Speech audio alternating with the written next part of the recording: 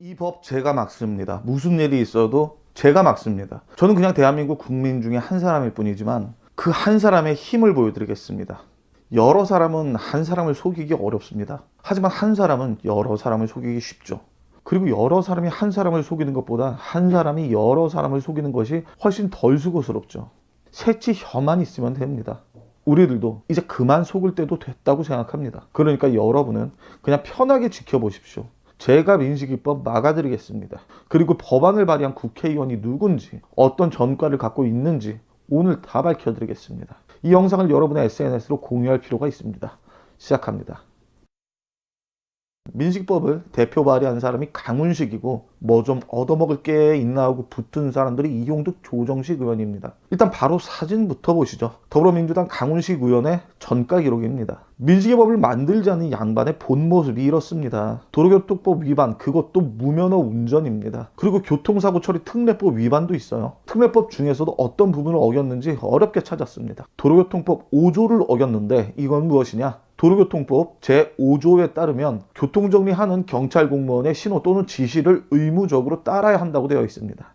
대충 이런 겁니다. 신호 위반이 됐든 음주 단속이 됐든 경찰 지시를 따르지 않는 사람은 도로교통법 제5조에 따른 교통사고 처리 특례법 위반에 해당되는데, 이런 법을 어긴 사람이 강훈식 의원이고 이런 사람이 민식이법을 대표 발의한 거예요. 아직 끝이 아닙니다. 이제 시작이에요. 같이 법안을 발의한 조정식 의원은 음주 측정법으로 150만 원의 벌금을 냈고요. 진짜 악질 중에 악질은 따로 있습니다. 바로 이용득 의원입니다. 92년도에 도로교통법 교통사고 처리 특례법 위반 등으로 벌금 250만 원을 냈는데 2년 뒤 94년도에는 도로교통법 위반과 뇌물 공여 의사표현 등으로 벌금 100만 원의 처분을 받았습니다. 교통법규를 위반한 걸로 끝이 아니라 경찰관에게 뇌물을 주고 사건을 무마하려고 했다는 것이 가장 큰 핵심이죠. 또한 이용득 의원은 교통법규에 관한 동일 전과 5회로 국회의원 중에서도 가장 많습니다. 아무튼 전과자라는 놈들이 정의감만 투철한 겁니다. 그리고 기회를 아는 거예요. 한강에 시체 한 구가 떠오르면 제일 먼저 도착하는 게 장의사라 그러잖아요. 지금 제가 볼 땐 민주당이 그런 장의사 역할을 하고 있다고 생각합니다. 아무튼 냄새 하나는 기가 막히게 잘 맞습니다. 참 그건 인정해요. 민식이 해인이로 감정자극 좀 하면 내년 대선은 표팔이 좀 되겠다, 또 이걸로 그림 그리는 거예요. 그런데 예상치 못한 변수가 하나 생겼습니다. 가해자가 아니었다. 가해자는 시속 23.1km로 달리고 있었고 민식이가 갑툭튀를 한 거였다. 그래서 지금 민식이 얘기가 네이버 포털에서 싹 내려갔습니다. 지금 민주당은 제2의 윤지호, 민식이 엄마와 함께하고 있어요. 안민석이 윤지호를 데려올 때 문재인한테 뭐라 그랬습니까? 이건 히든카드다. 이번에도 똑같아요. 강훈식이 문재인한테 그랬을 겁니다. 이건 대선 카드다. 민식이 해인이 태워 잘 버무리면 사이즈 나온다. 그런데 민식이 아버지가 여기저기 여론에서 말하죠. 가해자의 과속으로 난 사고다. 민주당은 이거 하나 믿고 민식이 엄마 옆에 여성단체까지 붙여줬는데 도로교통공단 CCTV가 공개되면서 사건이 뒤집어졌죠. 기회정치, 감성정치, 결국 그 한계가 드러나는 겁니다. 그리고 엎친 데 덮친 격으로 민식이 어머니의 신상까지 털렸습니다. 그런데 이 신상을 턴 곳이 어디냐? 일베요? 아닙니다. 바로 클리앙입니다. 클리앙은 대표적인 친문 좌파 커뮤니티예요. 그것도 이곳에서 오래 활동한 유저가 그녀의 신상을 캐낸 것입니다. 너무 상세한 것은 말하지 않겠습니다. 워낙 혀 깨무는 거 좋아하시는 분이기도 하고 개인정보를 허락 없이 공개하는 건 예의도 아니고요. 그런데 사람이 하루 정도는 예의 없어도 괜찮겠죠?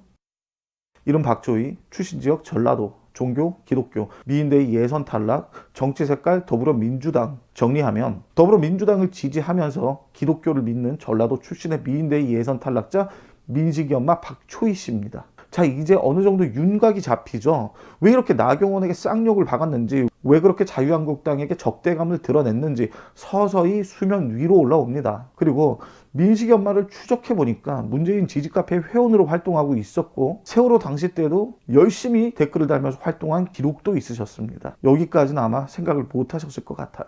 민식이 어머니, 저는 고소고발 같은 것을 무서워하지 않아요. 제가 민식이 어머니께 고소 먹고 이 법안 통과 못 시키게 하면 저는 그걸로 만족합니다. 제가 이렇게 화가 나는 이유는 TBS 김어준의 뉴스공장 같은 곳을 출연하기 때문입니다. 저번에는 여성단체 불러서 기자회견을 하고 이번에는 김어준한테 달라붙고 페미코인, 좌파코인 이런 걸로 감성 떼법 한번 만들어보려고 하는 수가 이제 우리 눈에는 다 보인다는 거예요.